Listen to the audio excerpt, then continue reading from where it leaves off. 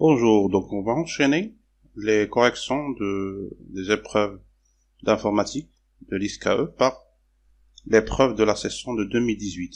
Cette épreuve, elle comporte deux exercices à faire.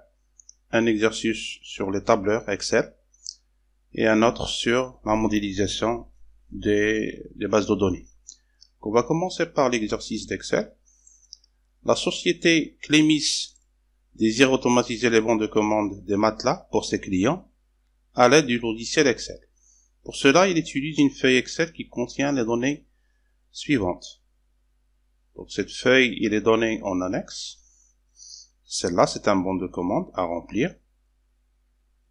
Certaines cellules sont à remplir à l'aide d'une formule. Et ça, c'est le tableau à rendre avec la copie. Donc on va commencer par la cellule B3. B3, on va aller directement à Excel. B3, c'est une date, c'est la date du jour. Pour demander à Excel d'afficher la date du jour, la date système, il suffit d'utiliser la fonction aujourd'hui. En ouvrant les parenthèses et en les fermant sans rien inscrire entre les parenthèses. C'est une fonction qui peut être utilisée sans paramètres. Voilà. C'est aujourd'hui. C'est la solution ou bien la formule à écrire dans cette cellule. La deuxième cellule à remplir, c'est la cellule D10. Et la formule qu'on va écrire, il sera copiée dans les cellules D10 jusqu'à D12. Dans D10, on va remplir, bien on va aller chercher le prix à partir du tableau qui est en bas. C'est le tableau des données dans lequel il y a la première colonne, la colonne numéro 1 qui comporte les marques des matelas. La colonne numéro 2 correspond au prix selon la marque pour un matelas à une place. Colonne 2 pour 3 pour 2 places. Colonne 4 pour 3 places. Ce qui veut dire que les valeurs ici sont disposées d'une manière verticale. On va utiliser dans ce contexte la fonction recherche V. La recherche V, il accepte 4 paramètres généralement, 3 paramètres obligatoires. Premièrement, la valeur cherchée, on cherche la marque qui est inscrite ici, c'est-à-dire la cellule A10.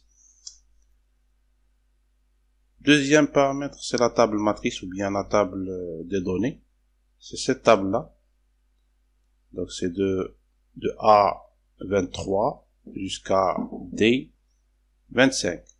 Voilà ce qu'il faut inscrire dans le deuxième paramètre. Troisième paramètre, c'est les numéros index de la colonne qu'on cherche à récupérer. On cherche à récupérer le prix. Ça veut dire que c'est soit cette colonne, soit celle-là, soit celle-là. On va chercher d'une autre manière. On va chercher la ligne qui correspond à la valeur, bien à la marque inédit. Ce sera ici la première ligne. Et on va récupérer le prix en fonction de ce qu'on va saisir ici.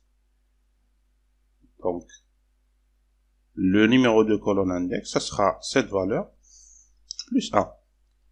Bien sûr, si on cherche le prix de la marque Kennedy une seule place, on va récupérer la valeur dans cette colonne, c'est-à-dire dans la deuxième colonne de la ligne qu'on va récupérer. Bien dans la deuxième colonne de la matrice dans laquelle on effectue la recherche. La deuxième colonne, ce sera ce chiffre-là, c'est-à-dire 1, plus 1. Même chose pour les autres colonnes. On cherche des valeurs exactes, on ne cherche pas des valeurs approximatives, donc le quatrième paramètre, on écrit faux pour avoir une valeur exacte. On ferme les parenthèses. Avant de valider, on nous a dit que c'est une cellule à copier de D10 à D12. C'est-à-dire que lorsque vous faites des copies de formules, il faut faire attention aux références que vous utilisez. C'est-à-dire, est-ce que on va garder A10, A23, D25, B10, ou bien on va effectuer quelques modifications. C'est très bien que lorsqu'on fait une copie verticale vers le bas ou bien vers le haut, dans la même colonne, on risque pas, mais si on utilise les références de cette manière, on est sûr que les numéros des lignes dans les références, c'est-à-dire au lieu d'avoir A10, si on fait une copie vers le bas, on aura A11. Au lieu d'avoir A23, on aura A24, et D26, et B11. Est-ce qu'on a intérêt à garder ça comme ça? C'est-à-dire garder ce comportement de cette manière? Si on fait la copie, dans l'année suivante, on va chercher Windor, mais c'est pas Kennedy, c'est-à-dire A11. Ce qui veut dire que pour cette référence, on a intérêt à la garder telle qu'elle est. Par contre, dans la matrice dans laquelle on effectue la recherche, c'est cette matrice, c'est ce tableau. C'est toujours le même. En d'autres termes, il doit être fixé. Lorsqu'on fait une copie verticale, on est sûr que on n'aura pas de problème dans le nom de la colonne, c'est-à-dire A ne sera pas modifié, mais 23, comme on a dit, il sera dans l'année suivante 24, puis 25, ainsi de suite. Il faut fixer cette valeur pour dire que c'est toujours le même tableau. Même chose pour D25, il faut fixer le 25. Par la suite, la valeur B10, pour la deuxième ligne, on va chercher ce deux-là, c'est-à-dire la valeur B11. En d'autres termes, ce 10, il doit changer. Donc on va garder la référence telle qu'elle est. On appelle cette référence une référence relative. Et voilà, c'est la formule qu'il faut écrire dans cette cellule. Là, on valide. Vous voyez très bien que pour la marque Kennedy à 3 places, on récupère cette ligne. 3 places, c'est 15 000. On a récupéré 15 000, on l'a mis dans cette cellule. Si on fait une copie, vous allez voir qu'on n'aura pas de problème pour récupérer le prix de Windor 2 places. Windor 2 places, c'est ce prix-là, c'est celui qui a été marqué ici. Cellule suivante, E10. E10, si on revient aux règles de gestion,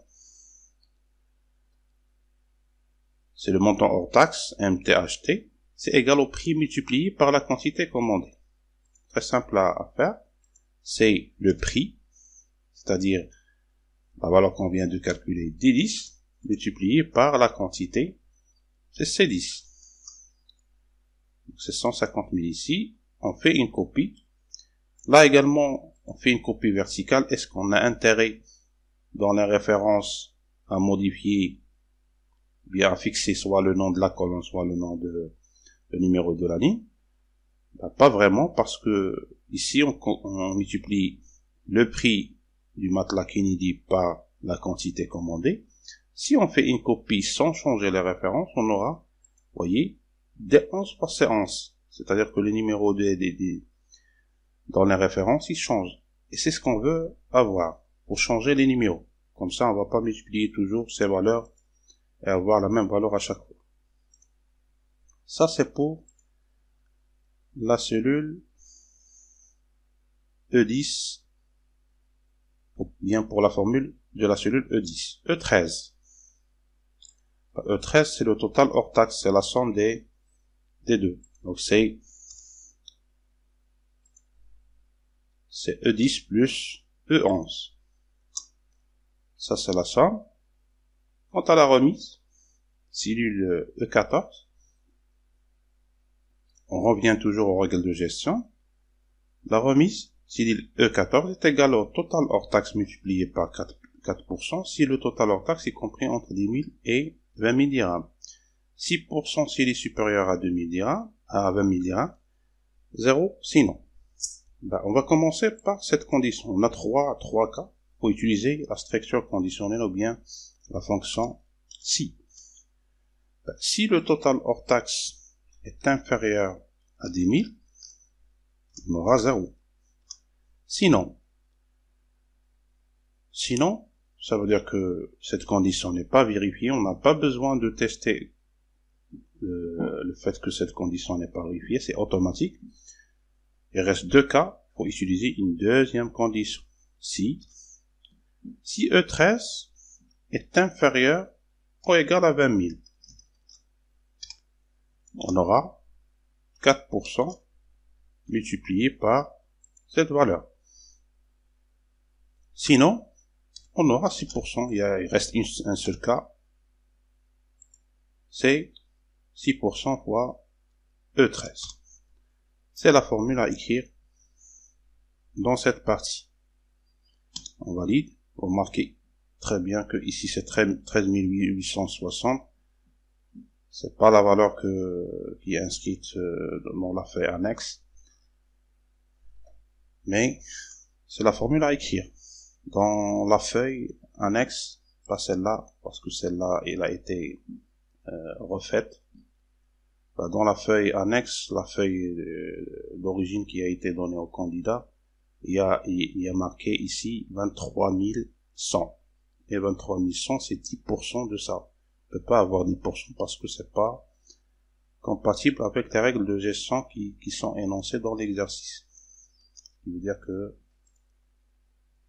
c'est ce qu'on vient de décrire. Ce total, c'est le total moins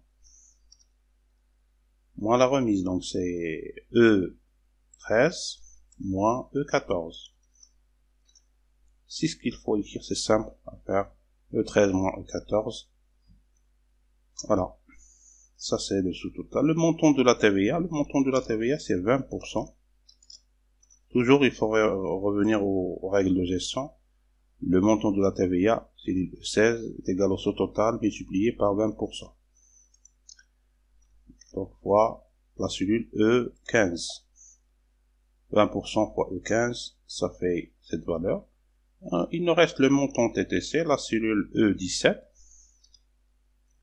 C'est le sous-total plus le montant de la TVA. Et ça, c'est le prix à payer. Le prix final. Là, on a donné les formules de toutes les cellules. Voilà. Ça, c'est E17. Ça, c'est E16. E15. La remise. Structure conditionnelle à l'intérieur d'une structure conditionnelle. Le total hors taxe. Le montant hors taxe. Et le prix à l'aide de la recherche. La fonction recherche B. Et bien sûr la date du jour. Voilà pour cet exercice. Le deuxième exercice de cette épreuve porte sur la mondialisation. Dans sa stratégie d'ouverture vers le marché africain, la société Clémis compte créer des unités de production dans plusieurs pays africains, en plus de ceux implantés dans plusieurs villes du Maroc. Clémis possède aussi des entrepôts qui sont eux aussi situés dans des lieux géographiques différents. Avant de continuer, on va aller directement pour voir ce qui est demandé. On veut construire une base de données afin de gérer la société Clémis et ses commandes. Pour cela, on vous demande d'établir le modèle conceptuel des données correspondantes, ou bien le MCD, ou bien le modèle entité-association. On parle de modèle entité-association parce que c'est un modèle qui contient un ensemble d'objets appelés des entités qui sont liés à travers des relations qui sont appelées des associations. C'est pour ça qu'on parle d'entité-association. En d'autres termes, le travail essentiel ici, à partir du texte, on va essayer d'extraire les différentes entités existantes et leurs relations. On va continuer la lecture du texte en soulignant à chaque fois les entités existantes. Une entité, c'est un objet qui porte des propriétés. C'est comme ça qu'on va détecter une entité. Une entité, il porte des propriétés et il porte des occurrences. C'est par exemple comme dans la vie courante, on parle de l'entité personne, une personne. Elle est caractérisée par des attributs un numéro de passeport, un nom, un prénom, une adresse, un téléphone, etc. Ce sont des propriétés de l'entité personne. Lorsqu'on donne une valeur à chacune de ces propriétés, c'est-à-dire on parle par exemple le nom, LMI, prénom, Sarah, ville Rabat, pays Maroc, ainsi de suite, on obtient ce qu'on appelle une occurrence, c'est-à-dire une personne en d'autres termes. Si on détecte dans ce texte une entité qui a des propriétés et plusieurs occurrences, on va dire qu'il s'agit d'une entité. Donc, on va continuer. Clémis fabrique des produits de types différents. Mousse, literie, ameublement, textile non tissé, menuiserie industrielle. Chaque produit a un numéro, une désignation et un prix unitaire. Voilà un exemple de ce qu'on a dit. Produit, c'est une entité. Il a un numéro, une désignation, un prix unitaire. Les acheteurs sont caractérisés par leur nom, leur adresse, le montant de leur compte.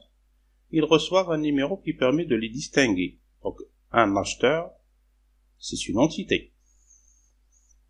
Un acheteur peut passer un certain nombre de commandes, caractérisées par un numéro. Une commande caractérisée par un numéro. Donc, numéro, c'est la propriété d'une commande. Ça, c'est une troisième entité. Les acheteurs passent leurs commandes par l'agence à laquelle ils sont affiliés. Une autre remarque qu'il faut voir ici, c'est que les entités, dans le cahier de charge ou bien dans le texte, ils sont cités plusieurs fois. Dans la plupart des cas, on cite les entités plusieurs fois. Vous voyez que acheteur, on a cité acheteur ici, dans la deuxième phrase, ainsi de suite. Commande, on va sûrement citer commande quelque part après. Voilà, les acheteurs passent leurs commandes, ainsi de suite. L'agence à laquelle ils sont affiliés. L'agence, c'est-à-dire l'unité de production. On peut anticiper et dire que l'unité de production, c'est une entité. On va s'assurer par la suite. Chaque entrepôt a des produits en stock en quantité connue. Une partie des stocks peut être réservée pour satisfaire les commandes acceptées.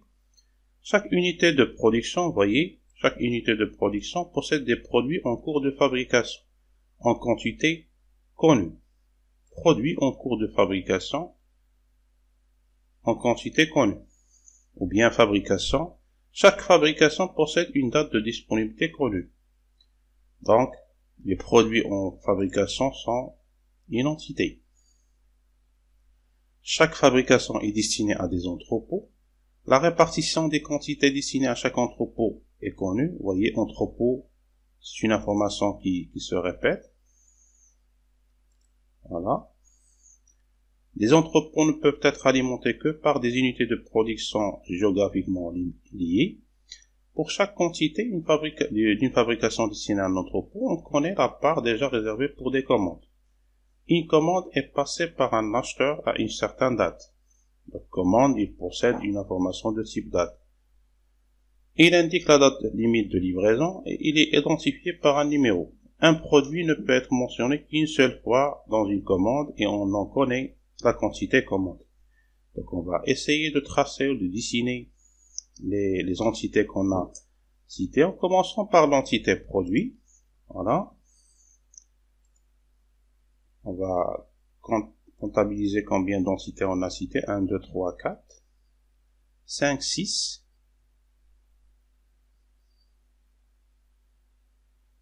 5, 6. Et bien sûr, il ne faut pas oublier dans la première partie de ce texte, on a dit que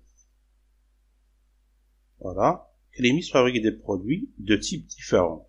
On peut carrément dire que type, c'est une entité. Vous avez le choix soit de prendre type comme propriété, comme attribut de la table produit, ou bien prendre type comme entité à part. Les deux réponses sont correctes. Donc au total, on a 1, 2, 3, 4, 5, 6, 7 entités. On va essayer de dessiner cette entité. Voilà.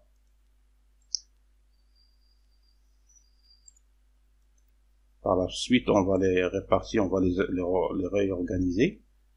Donc, une entité, c'est un rectangle à deux compartiments. Donc, le premier compartiment, il porte le nom de l'entité. Et le deuxième,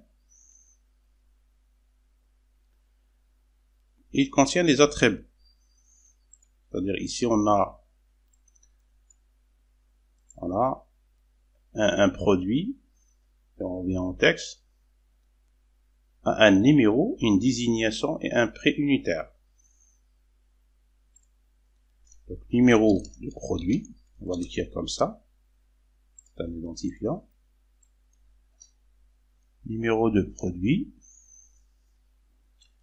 désignation d'un produit et prix unitaire d'un produit. Ça, c'est l'entité produit. Voilà. Les acheteurs sont caractérisés par leur nom, leur adresse et leur montant de leur compte, et ils reçoivent un numéro qui permet de les distinguer. C'est très important cette information, distinguer, on l'écrit à chaque fois. Ça veut dire que c'est un identifiant, une information qui permet de distinguer les occurrences. C'est un identifiant, donc l'entité acheteur, il a comme attribut numéro acheteur, ensuite le nom de l'acheteur,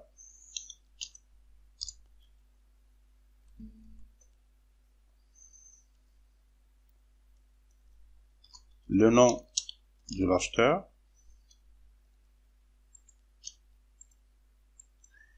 le montant du compte et l'adresse de l'acheteur. Voilà, ça c'est l'entité acheteur. Par la suite, voilà, les acheteurs sont caractérisés par leur nom, leur adresse et leur montant de leur compte. Voilà, un acheteur peut passer un certain nombre de commandes caractérisées par un numéro qui les identifie.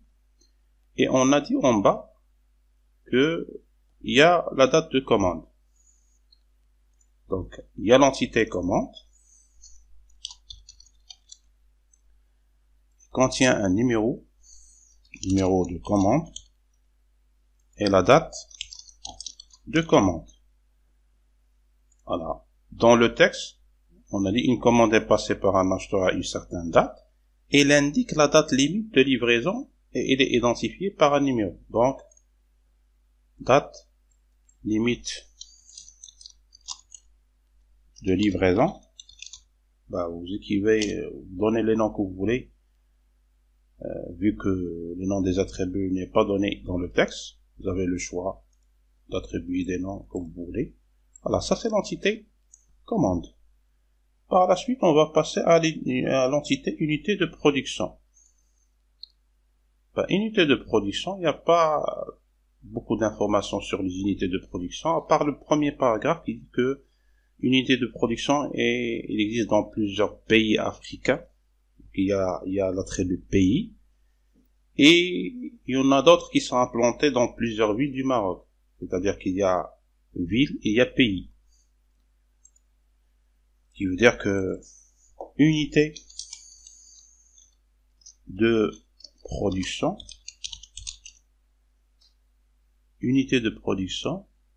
on va dire unité de production, comme ça, on va éviter les espaces et les symboles. Les attributs, même si c'est pas donné, au minimum, on a une information, un identifiant qui permet d'identifier chaque unité de production, chaque occurrence. À chaque fois que vous avez besoin de créer une entité, commencez par l'identifiant. Donnez un identifiant, même si il n'y a aucun attribut qui est donné dans l'énoncé. Ici, numéro, unité. Il y a la ville, et il y a le pays. Voilà. Ça, c'est unité de production. On a dit que, on va le faire ici. Voilà. un produit appartient à un type. Il y a l'entité type. Comme on a dit, en minimum, il y a le numéro de type. Mais il y a une information qui a été donnée, c'est le nom du type. Ce qu'on a dit dans le premier paragraphe de ce texte. Par la suite, il y a l'entité entrepôt et l'entité fabrication. Produit en cours de fabrication, vous avez le choix de donner les noms que vous voulez. Donc, il y a l'entité entrepôt. Voilà. Entrepôt au minimum, le numéro d'entrepôt. Le primaire, c'est l'identifiant. Et produit en fabrication. Voilà. Le numéro des produits en fabrication. Voilà. Ça, ce sont les entités du modèle conceptuel de données, pour les tracer de cette manière. Par la suite, les relations, les associations. Il y a une association entre type et produit. Un produit, il appartient à un type. Donc on crée une association. Par la suite, une commande contient des produits.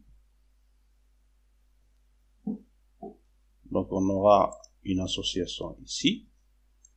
On aura une association entre acheteur et produit et unité de production. On va voir de quoi il s'agit. Produit et type. On peut donner le nom qu'on veut aux associations. Appartenir, par exemple, c'est le nom de cette association. Donc on va créer un lien de appartenir vers produit et un autre lien vers type. Voilà, reste à préciser les cardinalités. Est-ce que c'est 0n, 0n ou bien autre? On revient à l'énoncé. On a dit que, d'après le texte, Climis fabrique des produits de types différents. Un produit appartient à un type bien donné. Un produit peut appartenir à un seul type. C'est un au minimum, un au maximum. Par contre, à un type donné, on peut trouver un ou plusieurs produits. En minimum un, au maximum plusieurs. Ça, c'est cette relation. De même, entre commande et produit, il y a une relation. Un produit, on va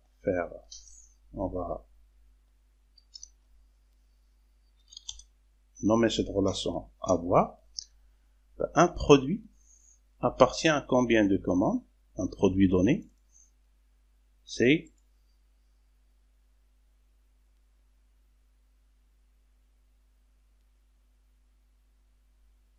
on peut commander un produit dans plusieurs commandes.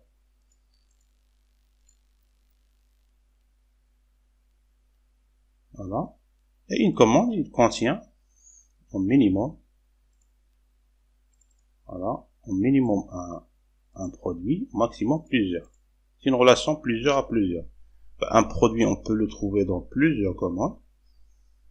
Même référence, c'est pas la même référence, mais dans plusieurs commandes. Une commande peut contenir plusieurs produits. Maintenant, on va revenir au texte. Voilà, un acheteur peut passer un certain nombre de commandes caractérisées par un numéro. Les acheteurs passent leurs commandes par l'agence à laquelle ils sont affiliés. Notre terme, acheteur, voilà, les trois entités, ils vont contribuer dans cette association. Acheter. On ne peut pas mettre une association de acheteur vers produit.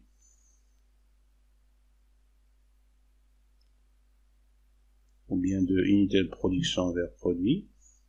C'est une association à trois entités.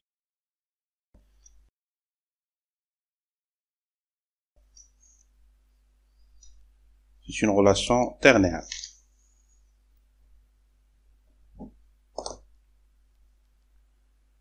Donc, ce sera l'association effectuée, par exemple, ou bien commandée. C'est une relation plusieurs, ou bien à trois entités. Voilà. Comme ça, on aura notre relation. Voilà. Donc, pour préciser les cardinalités des trois entités, c'est très simple. Il faut prendre une occurrence de cette entité et une occurrence de celle-là et voir combien d'occurrences peuvent être associées dans l'entité produit. Et de même, pour préciser la cardinalité de cette relation, il faut prendre une occurrence de acheteur, une occurrence de produit et voir combien d'occurrences de l'unité de production sont associées à ces occurrences. Donc, pour une unité de production donnée et pour un acheteur de données, on peut avoir combien de produits? Pour une unité de production donnée, pour un acheteur donné, on peut voir de 0 jusqu'à plusieurs. C'est-à-dire, on peut avoir un produit qui est commandé plusieurs fois, mais on peut avoir un produit qui n'a jamais été commandé. Donc ça, c'est bon. Pour acheteur, pour une unité de production donnée et un produit donné, on aura combien d'acheteurs?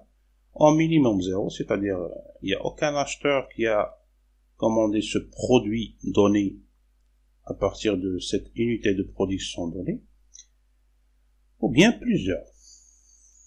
Pour celle-là, c'est-à-dire un acheteur donné avec un produit donné, et peut-être commandé de combien d'unités de production? Généralement, c'est un produit qui a été commandé, donc au minimum 1, et au maximum 1, c'est le produit d'une unité de production. Voilà. On va continuer.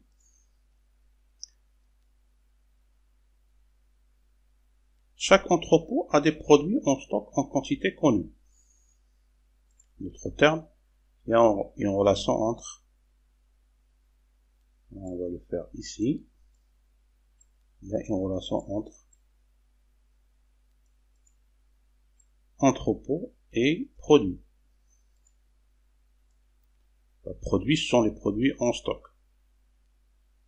On va nommer cette relation avoir. Voilà. C'est une relation qui doit apporter des informations. Donc, chaque entrepôt a des produits en stock, en quantité connue. C'est la quantité du produit en stock. C'est pas la quantité qui sera ajoutée à la table de produit, mais il sera ajouté à l'association. Quand une information, quand un attribut, il concerne, voilà, un attribut, il concerne à la fois les deux entités, on l'insère dans l'association, dans la relation qui lie les deux. On va voir un exemple très concret dans ce contexte. Voilà. Une partie des stocks peut être réservée pour satisfaire les commandes pas acceptées. Donc on peut ajouter une colonne, un attribut, quantité réservée pour les commandes acceptées. Ensuite, voilà. Chaque unité de production possède des produits en cours de fabrication en quantité connue. Donc, unité de fabrication, de production, il possède, on va appeler cette relation possédé, il contient une information quantité du produit en fabrication. Voilà, il ne faut pas oublier les entités. Un entrepôt, il peut avoir combien de produits en stock? Au minimum un, au maximum plusieurs. Et bien sûr, un produit qui est déjà en stock, il peut être affecté à combien d'entrepôts? Normalement, c'est un. Minimum 1, maximum 1. Voilà. Ça, c'est notre relation.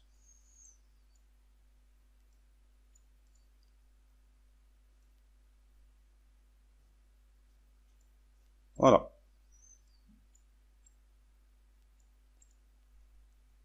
Ensuite, une unité de fabrication peut avoir combien de produits en fabrication? Un ou plusieurs. Un produit en fabrication et peut être possédé par combien d'unités de production? C'est une seule unité de production. Minimum 1, maximum 1. Voilà.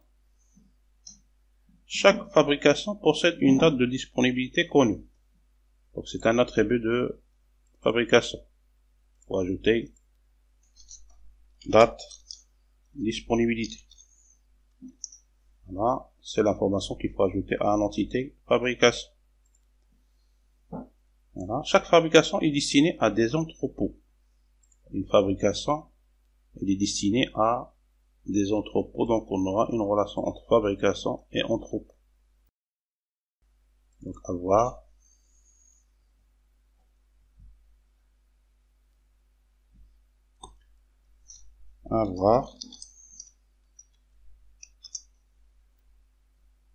voilà.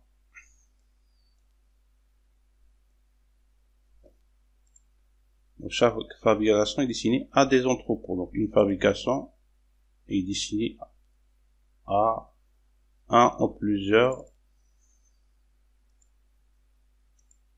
entrepôts. Un entrepôt peut avoir 0 ou plusieurs fabrications. Voilà. La répartition des quantités destinées à chaque entrepôt est connue.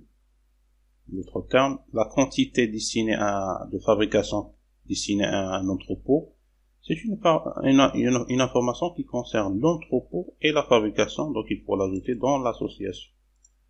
Quantité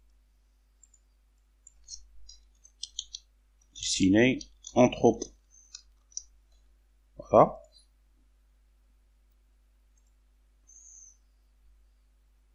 La répartition des quantités destinées à chaque entrepôt est connue. Les entrepôts ne peuvent être alimentés que par des unités de production géographiquement liées. Pour chaque quantité d'une fabrication destinée à un entrepôt, on connaît la part déjà réservée pour des commandes. Donc, même chose, il faut ajouter la part réservée pour les commandes. Voilà.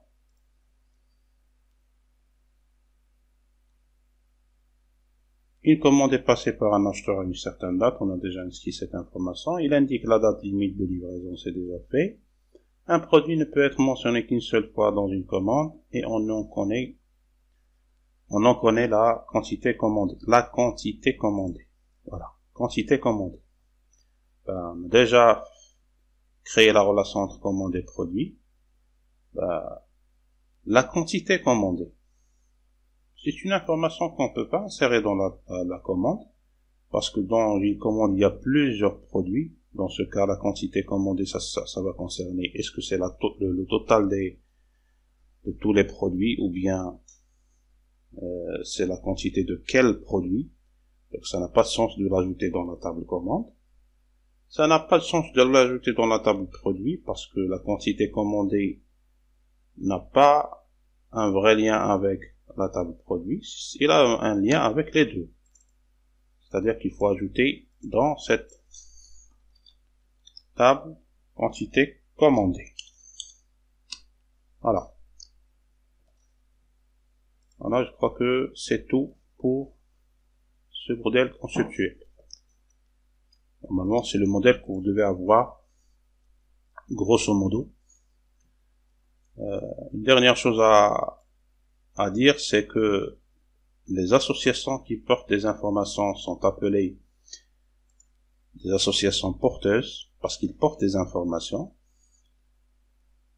Les associations qui lient 3 entités sont appelées des associations ternaires. Les associations qui lient 2 entités différentes sont des associations binaires. On peut carrément avoir une association qui lie une entité à elle-même. On parle d'association réflexive.